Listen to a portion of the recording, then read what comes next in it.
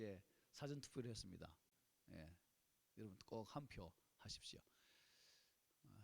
예.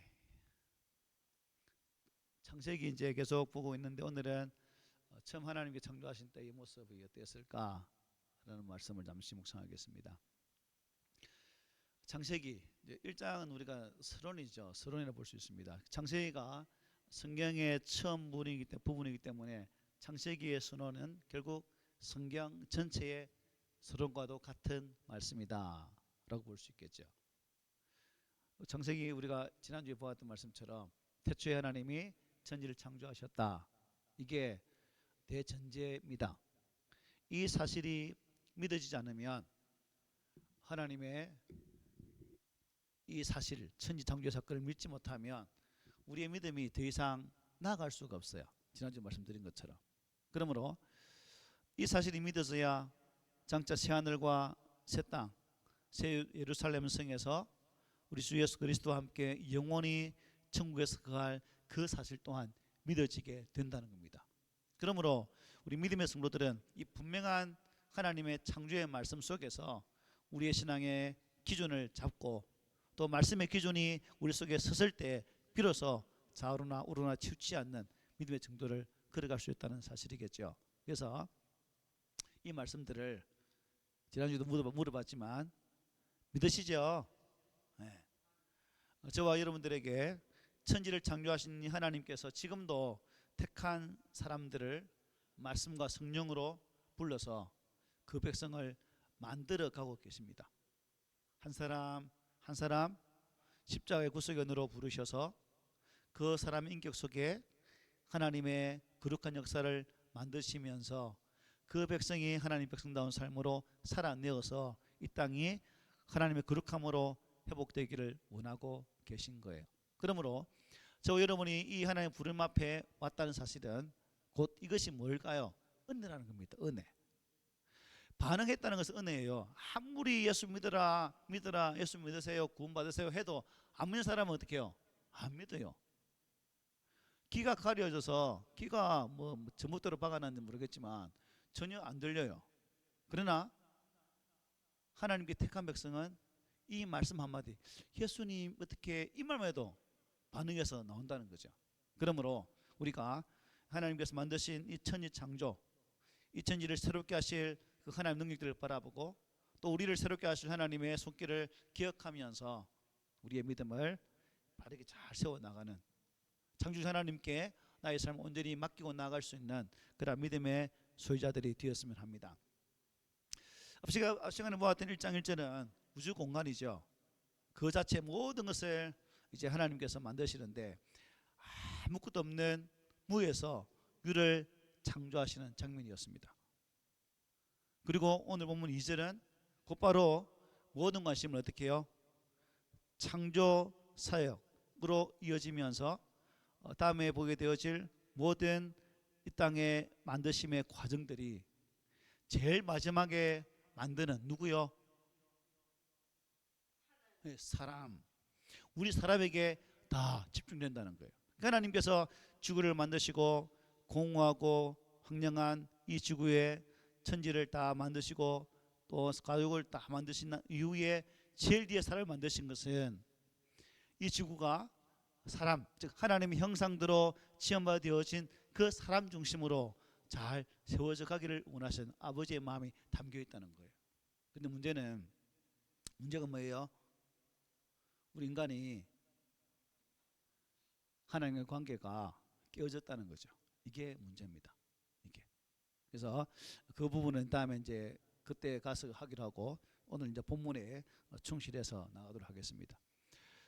하나님께서는 이 땅을 며칠 동안 창조하셨죠? 6일 동안, 그죠? 6일 동안. 그리고 마지막 7일째는 안식하셨습니다. 우리 하나님께서 이러한 창조 역사를 만들어가면서 우리 인간이 장차 살아갈 모든 터전들을 준비하시는 그 모습을 볼 수 있는데 결국 이것은 우리 구원과도 마찬가지죠. 우리의 구원 또한 전적인 하나님 편에서 준비되어지고 계획되어져서 하나님의 때에 하나님의 시간에 이것이 다 완성되었다는 거예요. 그러므로 인류 역사는 모두 하나님의 주권적인 섭리, 즉 하나님의 시간 안에서 하나하나 지금 되어져 가고 있는 거예요. 그래서 우리가 늦게나마 예수를 믿는 것도, 또한 예수 믿어서 우리가 하나님 말씀으로 배워나가는 이것 또한 우리 하나님의 그야말로 우리를 향한 아주 섬세한 은혜의 손길이다 하는 사실을 기억한다면 우리 입에 원망 불평보다는 뭐가 있을 뿐이에요? 감사만 있을 뿐이죠. 우리가 이 창세기를 1장을 바르게 알기 위해서는 몇 가지 먼저 중요한 점을 알고 있어야 됩니다. 첫째가 뭐냐면 물질과 영의 존재 방식이에요. 물질하고 영. 자, 우리 사람은 전에 죽음 이야기를 하면서 영적인 존재도 포함된다고 말씀드렸죠, 그죠? 육은 물질적인 존재지만 우리에게 영이 있어요. 하나님이 사람을 만드시고 그 코에 생기를 불어넣으심으로 비로소 생명이 됐다고 창세기 말해요. 그 영, 성령. 그래서 우리는 영의 존재다. 그런데 하나님께서 이 땅을 만드실 때 물질적인 것도 만들어요, 그죠? 이 땅을 만드심과 동시에 이 땅에는 물질적인 것이 만들어지고 그 물질적인 존재가 만들어짐을 통해서 이 땅에는 시간이라는 것이 생기게 됩니다. 시간, 타임. 시간에 따라서 역사는 흘러가죠. 그런데 우리가 이 역사는 흘러가지만 이 역사 속에 우리에게 주신 이 영혼의 시간도 있다는 사실을 우리가 알아야 돼요. 육의 물질적인 시대에 살지만 우리는 영적인 존재, 영적인 세계도 어떻게 해요? 알고 있어야 된다는 거죠.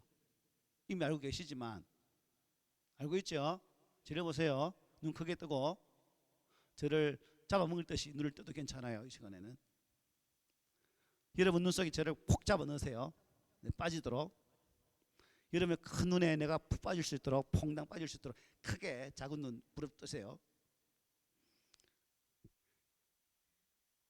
재밌어요, 임대선생님. 그 눈이 작아서 크게 떠져요. 크게 뜨세요. 그래서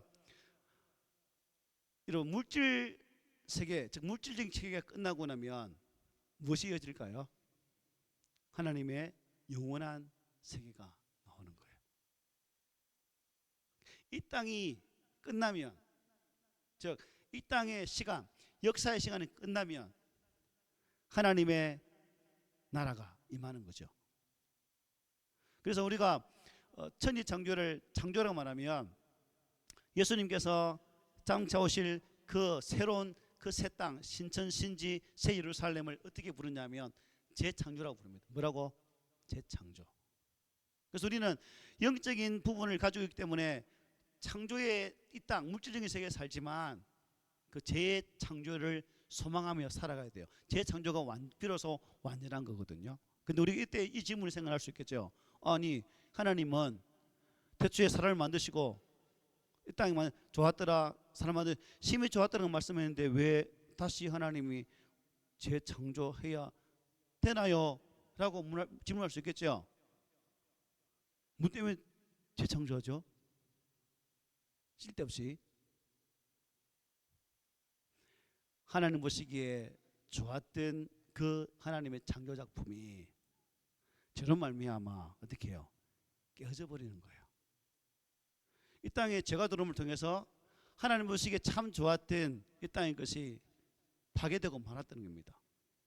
이 파괴된 것을 회복하기 위해서 하나님은 새로운 창조, 즉 새하늘과 새 땅, 새 예루살렘을 통해서 우리를 영원토록 그 나라에 살게 하신다는 거예요. 이게 재창조입니다. 그러므로 우리가 이러한 하나님의 거룩한 은혜, 즉 물질적인 것에 포함되어진 삶을 살고 있지만 우리는 영적인 세계도 바라보는 그 생각을 해야 된다는 거죠. 창세기를 보면서.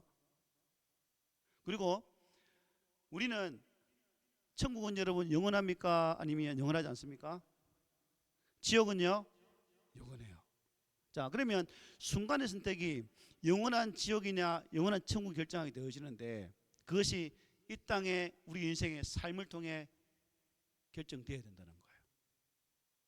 이 영원한 존재 방식, 천국과 지옥이라는 거 존재하는데 이것이 어느 때에 결정됩니까?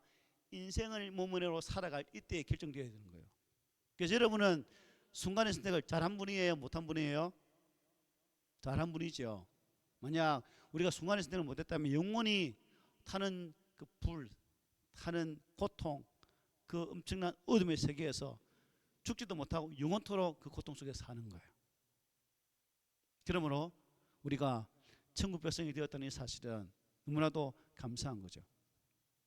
그러므로 우리는 마음대로 내 마음 내키는 대로 살면 되나요, 안 되나요? 살 수 없죠. 부와 명예와 권세와 뭐 자랑 분명 다 좋지만 다 필요한 것이지만 그렇지만 그러한 것에 우리의 마음을 우리의 중심을 빼앗겨서는 안 된다는 거예요. 우리의 중심의 주인은 항상 누가 되어야 돼요? 하나님, 예수님. 내 마음의 중심의 의자에 예수님 앉아 계시죠? 혹시 예수님 외출하셨어요? 항상 우리 마음 중심에 누가 앉아 있다고요? 따라합니다. 내 마음의 중심의 의자에는 예수님이 앉아 계십니다. 이 고백이지, 고백이. 그래서 이 마음 중심을 빼앗기지 마세요. 보기 좋은 것이 있다 할지라도 지금 봄이 되어서 꽃이 아무리 화창하고 멋있다 할지라도 꽃에 우리 마음 중심 빼앗기면 안 된다는 거죠.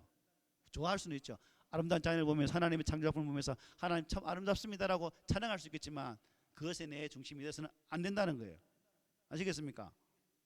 그리고 하나님은 우리에게 다 만드신, 즉 창조하신 뭐가 있을까요? 목적이 있어요. 아무렇게나 너 살아라고 만든 것이 아니라 우리를 만드신 목적이 있다는 겁니까? 목적이. 자, 그러면 저와 여러분들이 이 땅이 만들어진 이 목적이 뭘까요? 뭘까요? 뭘까? 아까 읽었던 말씀인데 한번 더 보겠습니다. 1장 2절 한번 볼게요. 태초에 하나님이 천지를 창조하시니라. 2장 4절에 보면 이것이 천지가 창조될 때에 하늘과 땅에 내리기니 여호와 하나님이 땅과 하늘을 만드시는 날에라는 말씀이 있습니다. 여기 보면 천지, 땅, 하늘이잖아요. 땅, 하늘 다 있는데 근데 우리나라 성경은 저렇게 쭉 길지만 히브리 성경을 보면 딱 네 단어 땅, 하늘들, 신들, 창조 이것밖에 없어요.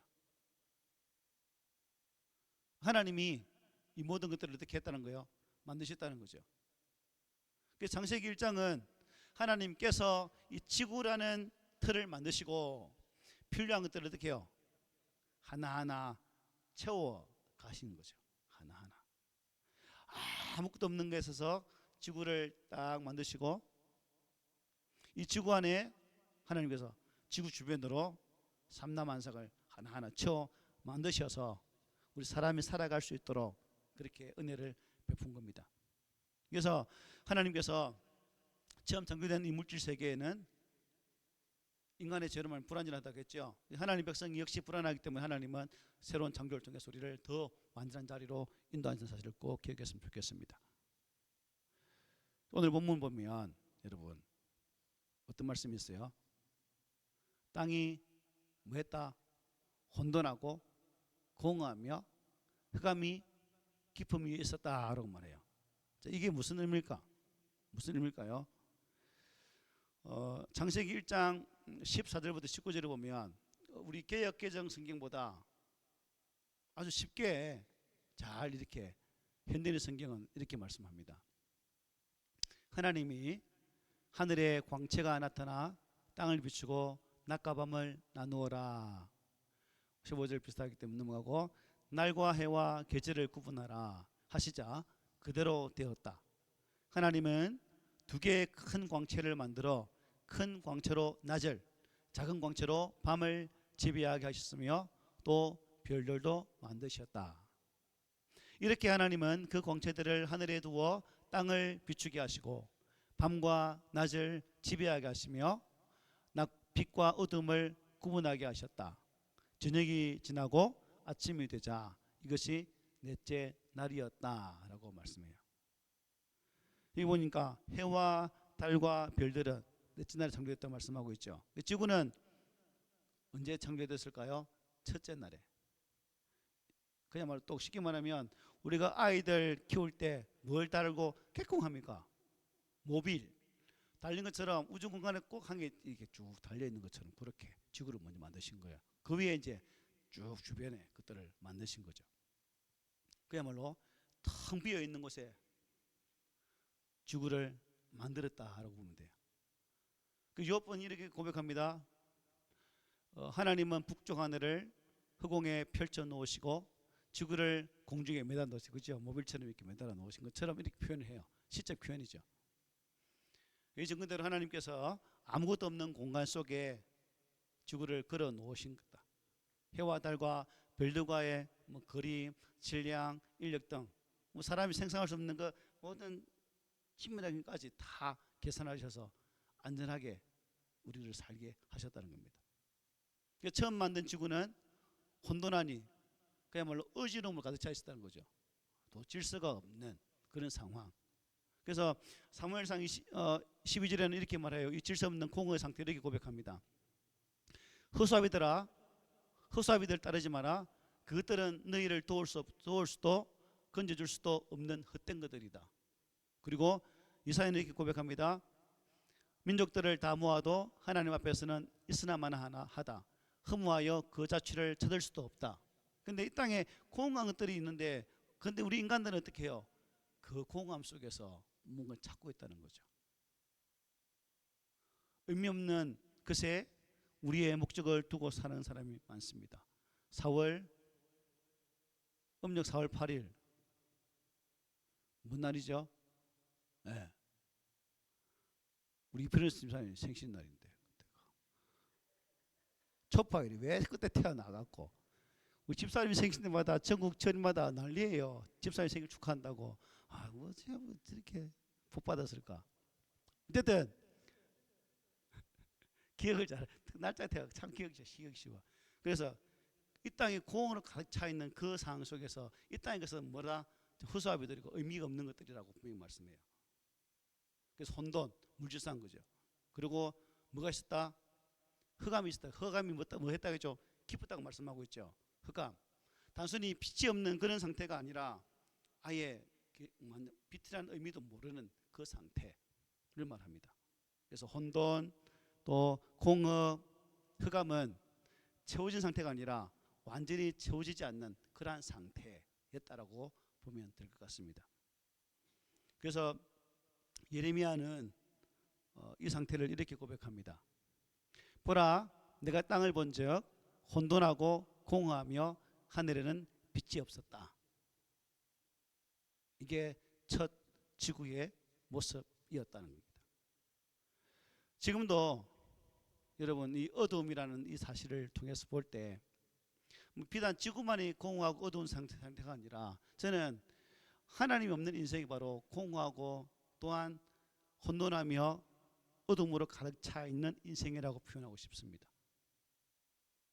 반대로 하나님 안에 있는 자는 공허함도 혼돈도 흑암이 없는 오직 하나님으로 충만한 빛된 삶을 살고 있는 자라고 볼 수 있는 거죠.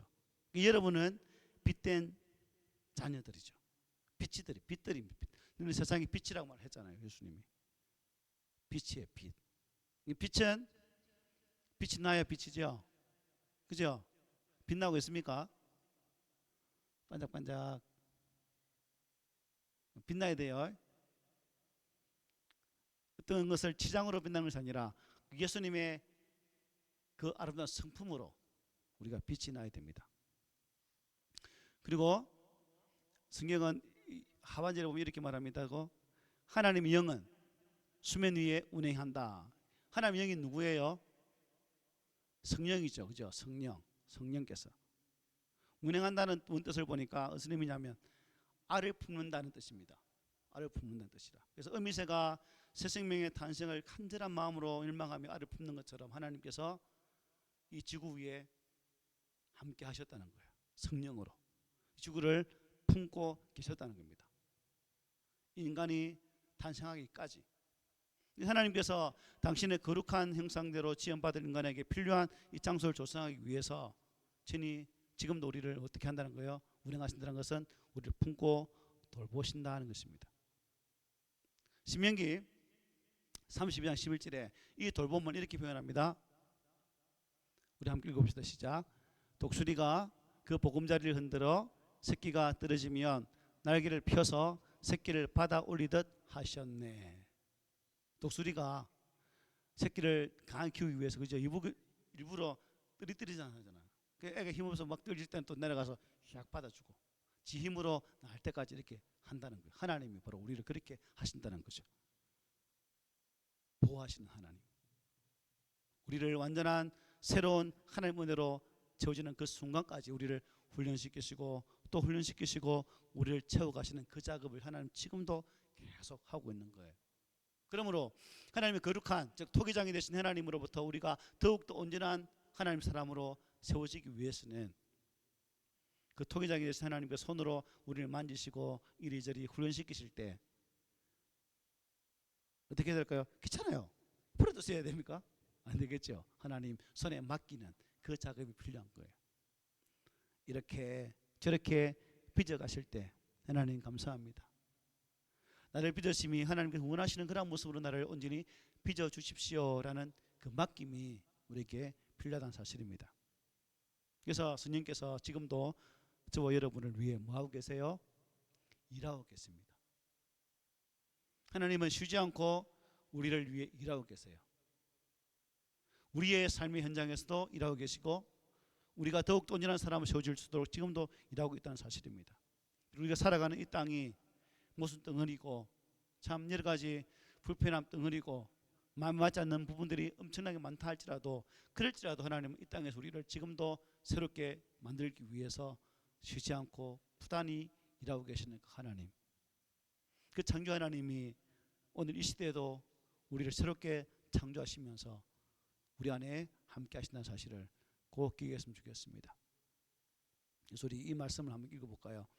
이사야서 46장 3절 4절입니다. 우리 함께 읽어봅시다. 시작. 야곱의 집이여 이스라엘 집에 남은 모든 자여 내게 들을지어다. 배에서 태어남으로부터 내게 안겼고 태에서 남으로부터 내게 업힌 너희여 너희가 논일에 이르기까지 내가 그래하겠고 백발이 되기까지 내가 너희를 품을 것이라. 내가 지은적 내가 업을 것이요 내가 품고 구하여 내리라. 여러분 이 말씀을 한마디로 표현하면 뭘까요? 얘들아 내가 너희를 죽도록 사랑한대 이 말이에요. 다른 말 필요 없어. 다른 단어 필요 없는 거예요. 내가 너희를 이토록 사랑하고 끝까지 죽도록 사랑한다. 내 아들을 너희에게 죽기까지 주어서 그 아들이 죽는 것까지 다 허용하면서까지 너를 사랑한단다 하는 말이에요. 그런지 하나님 뭐예요? 나의 말을 들을래? 내게로 돌아올래? 라고 말씀하는 겁니다. 그래서 우리는 이 하나님의 부르심 앞에 이 사랑의 메시지 앞에 오늘 본문에처럼 혼돈, 공허, 어둠 저는 이 단어 세 단어가 있는데요. 우리가 하나님을 만나지 못했을 때의 우리의 상태가 바로 혼돈하고 공허하고 흑암이 깊은 상태에 있었던 자들이에요. 그런데 예수로 말미암아 우리의 이 공허함이 혼돈함이 깊은 어둠이 어떻게 해요? 싹 사라지게 되었다는 사실입니다. 하나님의 첫 창조의 거룩함의 은혜가 예수 안에서 새롭게 우리 안에 펼쳐지게 되었다는 거예요. 공허함 속에 헤매이던 나에게 찾아오신 하나님, 혼돈 속에 헤매이던 나에게 찾아오셔서 길을 내신 하나님, 어둠 속에 헤매던 나에게 찾아오셔서 참 빛이 되신 그 하나님이 나를 새롭게 지금도 만들어 가고 있다는 사실입니다. 그래서 바울은 이런 하나님을 어떻게 표현하고 있을까요? 이렇게 표현합니다. 우리 함께 읽어봅시다. 시작. 능히 모든 성도와 함께 지식에 넘치는 그리스도의 사랑을 알고 그 너비와 길이와 높이와 깊이가 어떠함을 깨달아 하나님의 모든 충만하신 것으로 너에게 충만하게 하시기를 구하노라. 아멘. 여러분 여기 보면 그 하나님 사랑이 어떻게 했다고요? 너비, 길이, 높이, 깊이가 어떠함을 깨달아. 우리는 모르잖아요. 예수 밖에서는 이걸 몰라요. 그런데 예수 안에 있을 때 비로소 그 하나님의 그 사랑의 오묘함의 그 극치를 비로소 알게 된다는 겁니다. 이것을 알아. 우리 안에 하나님의 것으로 충만하기를 간구하는 이 바울의 간절한 기도의 외침. 이것이 기록된 말씀으로 끝나는 것이 아니라 바로 우리를 향한 하나님의 간절한 간구라고 저는 믿고 싶습니다. 그래서 오늘 이 시간도 무예수를 창조하시고 혼돈과 공허와 흑암의 고통 속에서 살 수밖에 없는 나에게 찾아오셔서 저는 아버지가 되어주신 그 하나님, 아무것도 없는 지구를 만드시고 우리 사람에게 선물로 주셨던 하나님께서 지금도 나에게 찾아오셔서 나의 모든 삶의 모든 부분을 새롭게 만들어 가시겠다는 사실을 꼭 기억하면서 우리 국민의회 성도들은 항상 하나님의 놀라운 창조 세계를 또 기억하고 지금도 하나님의 작업은 하나님이 일하시면 나 때문에, 누구 때문에요? 나 때문에 지금도 계속되고 있다는 사실입니다. 그토록 나는 어떤 사람이에요? 존귀한 자예요. 여러분을 함부로 나는 왜 이럴까? 나는 아이고 왜 내 인생이 왜 이럴까? 라고 탓하지 마시고 한탄도 하지 마시고 그 하나님의 은혜 앞에서 나를 이렇게 하신 하나님 앞에 감사하는 모습으로 나간다면 하나님의 창조의 은혜가 매 순간마다 새롭게 우리의 삶을 준당할 줄 믿습니다. 아멘. 이 은혜로 한 주간도 승리합시다. 아멘.